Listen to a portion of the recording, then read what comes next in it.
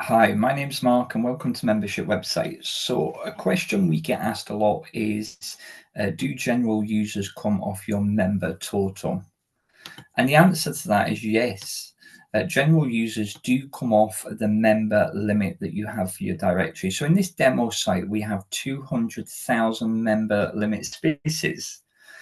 And we can increase this. You can purchase more member spaces if you want, but yeah, any general users that sign up for this website would also come off that limit as well. So we can see there are currently 9 spaces being used out of a possible 200,000. The advantages of having general users, there are 4 things really that a general user can do. A general user can use the member-to-member private chat. So if you have the member-to-member private chat set up on your business profiles and you want members of the public to be able to chat to these owners of these business profiles, then they would need a general user account in order to be able to do that and use that chat function. The second thing that a general user you might have a general user account would be for bookmarking or liking. So on the Brilliant Directories website, you are able to bookmark businesses, and then businesses are then stored within your account.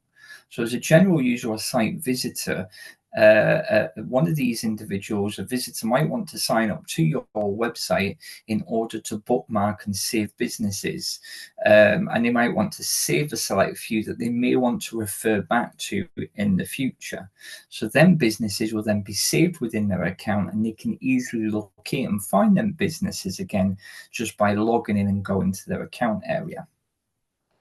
The third thing that a general user would be able to do would be able to leave comments on a post. So for example, a blog post or a classified post or anything like that, depending where you had post comments activated.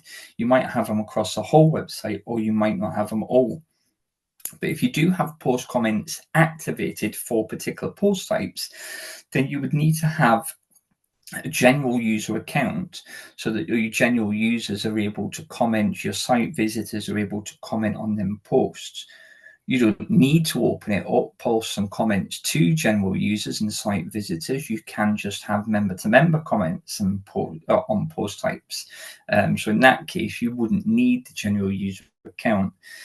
You can just have it that your members, your business members, can comment on each other's post types. The fourth reason you might have general users would be if you were selling digital products, and that might be products. You might sell products to your business members, but you might sell products or items to your non-business members, your general users or site visitors. So in order for them to purchase something off you, if you're using the checkout function that's built into Brilliant Directories, then you would need to ensure that you had a general users account in order that visitors can sign up to the website and then make the purchase for that digital product. Okay, when you go into finance and membership plans, you can see these are just default plans within here, but you can see the general user account is there. In general, the general user account is non-searchable. So it is a basic account that allows a person to sign up and store information on your website, but not actually be found visually on your website. Where your members, your business users, in this example, in membership plan 1, 2, and 3, they are visible on the website as businesses. So I hope that gives you an understanding into general users and members and the fact that general users do come off your member total. I hope you found that useful, and thanks for watching.